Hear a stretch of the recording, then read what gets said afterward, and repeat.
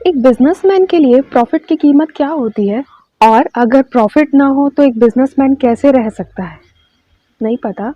आज हम लोग यही पढ़ने वाले हैं, what is the role of profit. Hi, this is Ishita and today we are going to discuss about the role of profit in business. हम लोग ये फर्स्ट चैप्टर से पढ़ते आ रहे हैं। फर्स्ट चैप्टर अगर आपने नहीं देखा है, स्टार्टिंग से ये चैप्टर पढ़ रहे हैं हम लोग, सीरीज टू सीरीज, पार्ट 1, 2, 3, 4 के 2 पार्ट्स थे, तो ये सब हम कवर करते हुए यहाँ तक आए हैं। तो आज हम लोग पढ़ने वाले हैं role of profit in business. तो पार्ट 1 में ऐसे हमने पढ़ा ही था कि इकोनॉमिक एक्टिविटीज़ का ही एक पार्ट होता है बिजनेस एक्टिविटी। तो ये तो हमें पता है, हर एक बिजनेस के लिए इकोनॉमिक मतलब मनी अर्न करना बहुत इम्पॉर्टेंट है, ये तो हम सबको पता है। लेकिन सिर्फ मनी अर्न करना है ये भी तो नहीं है। सो हम ये कह सकते हैं कि एक बिजनेसमैन का मेन मोटिव यही रहता है टू अर्न मैक्सिमम प्रॉफिट। लेकिन सिर्फ सोल ऑब्जेक्टिव वो नहीं है, सिर्फ इकलौता वही ऑब्जेक्टिव नहीं है जिसको हमें फुलफिल करना है। हमें तो बहुत सारी चीज़ें करनी है ना। तो आज हम लोग पढ़ने वाले हैं क्यों एक बिजनेसमैन के लिए प्रॉफिट ज़रूरी होता है, क्या वो रीजंस हैं उसको हम हमारे कुछ रीजंस हैं क्यों हमारी बिजनेस को प्रॉफिट की सख्त ज़रूरत होती है। तो ये लिस्ट आउट है। Survival, expansion and growth, goodwill, इसी को हम लोग रेपुटेशन बोल सकते हैं, reward for bearing risk, index of efficiency. तो ये थे हमारे टोटल 5 पॉइंट्स। इन 5 पॉइंट्स को हम लोग थोड़ा सा डिस्कस करते हैं। तो चलिए 1 बाय 1 पढ़ते हैं। फर्स्ट हमारा है for the purpose of survival. जैसे कि हम सबको पता है कि एक बिजनेसमैन के लिए बहुत इंपॉर्टेंट होता है क्या? प्रॉफिट। अगर प्रॉफिट ही नहीं होगा तो वो उस मार्केट में सस्टेन कैसे कर पाएगा, जी कैसे पाएगा, सरवाइव कैसे कर पाएगा? क्योंकि हर एक बिजनेस का मेन मोटिव क्या होता है? To earn profit. बाद में होगा टू अर्न मैक्सिमम प्रॉफिट होना, लेकिन पहला तो उसको कुछ तो प्रॉफिट मिले तभी तो मार्केट में सस्टेन कर पाएगा, नहीं तो वो भी नहीं हो पाएगा उससे। तो इसीलिए कहा गया है कि हम लोग सर्वाइवल के लिए, just for the sake of survival, कुछ टाइम रहें मार्केट में सस्टेन रहने के लिए भी बिजनेसमैन को प्रॉफिट की ज़रूरत होती है। अब नेक्स्ट है हमारा expansion and growth. Expansion and growth का मतलब क्या है? देखिए, हम लोग को अब पता चल गया, अब हम सस्टेन कर पाएंगे क्योंकि मिनिमम प्रॉफिट मिल रहा है मार्केट में, हम सस्टेन कर पाएंगे, मतलब हम सर्वाइव कर पाएंगे। सेकेंड है आपका एक्सपेंशन एंड ग्रोथ। क्या हर एक बिजनेसमैन चाहता है कि आज मैं जिस लेवल पे गया हूँ, मार्केट में एंटर किया हूँ, उसी लेवल पे ही हमेशा पूरी लाइफ भर उसी लेवल पे रहूँ? ऐसा तो कोई बिजनेसमैन नहीं चाहेगा।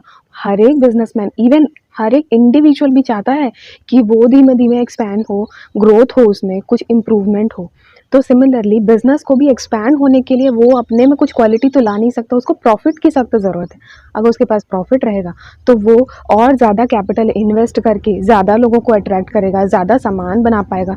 तो ये कुछ रीज़न है जिस वजह से प्रॉफिट की सख्त ज़रूरत होती है एक बिजनेसमैन को, ताकि वो आगे इन फ्यूचर और एक्सपैंड कर सके बिजनेस को। नेक्स्ट हम लोग पढ़ रहे हैं गुडविल या रेपुटेशन। अभी इसका क्या मतलब है प्रॉफिट से? प्रॉफिट तो उससे कोई मतलब नहीं है, लेकिन देखिए समझिएगा, अगर एक ही मार्केट है और उस मार्केट में आप हमेशा से प्रॉफिट अर्न करते आए हैं और कुछ ऐसे बिजनेस होंगे जो कि कभी प्रॉफिट कभी लॉस, कभी प्रॉफिट कभी लॉस, तो उनकी गुडविल और आपकी गुडविल में कुछ अंतर है।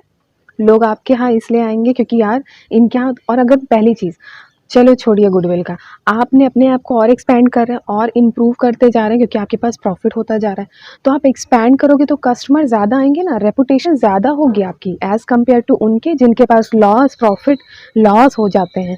तो इसीलिए कहा गया है कि प्रॉफिट एक सिंबल है जिसकी वजह से लोग और अट्रैक्ट होते हैं आपकी तरफ और गुडविल क्रिएट होती है मार्केट में।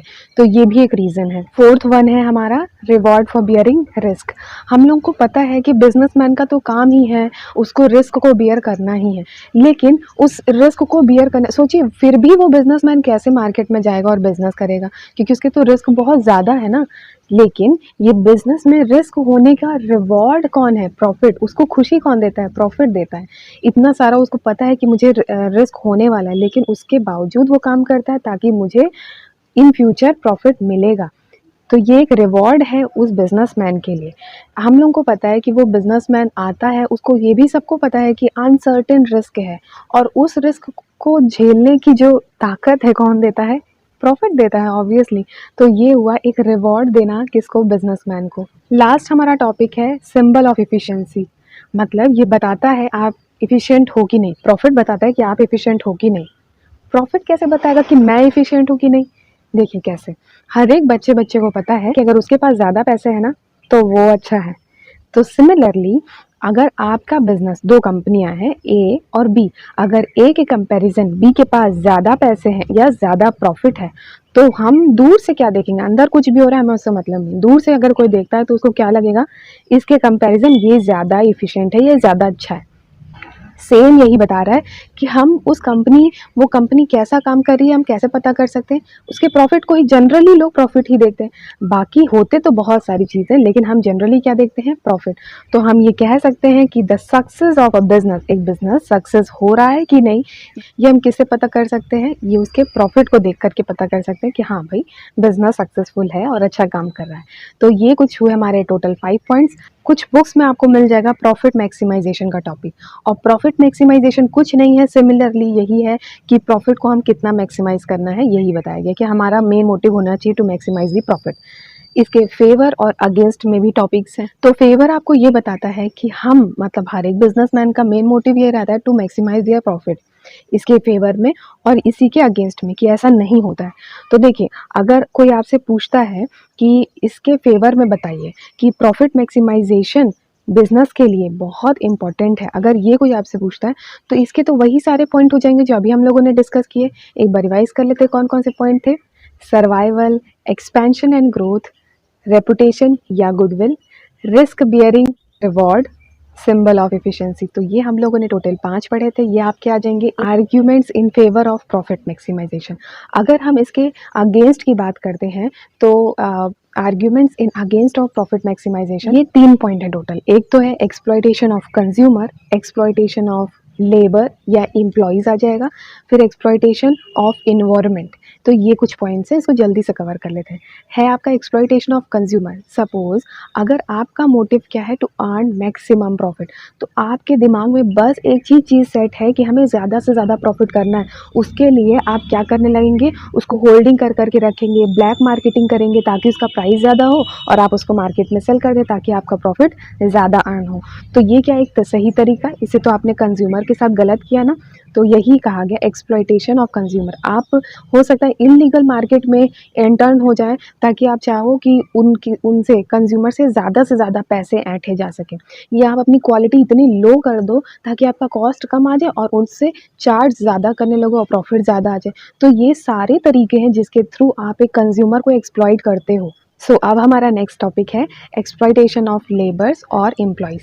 एम्प्लॉयज़ को हम एक्सप्लॉइट कैसे कर सकते हैं, देखिए आपसे एक्स्ट्रा वर्क करवाया जा रहा है और आपको सैलरी कम। देखो एक बिजनेसमैन अपने प्रॉफिट को कैसे मैक्सिमाइज कर सकता है, या तो अपनी कॉस्ट कम कर दे या तो प्राइजेस हाई कर दे। तो अगर प्राइस हाई कर रहा है तो कंज्यूमर को लॉस हो रहा है। इवन कॉस्ट लो करने की वजह से उसकी क्वालिटी लो होगी तो भी कंज्यूमर को इफेक्ट करता है।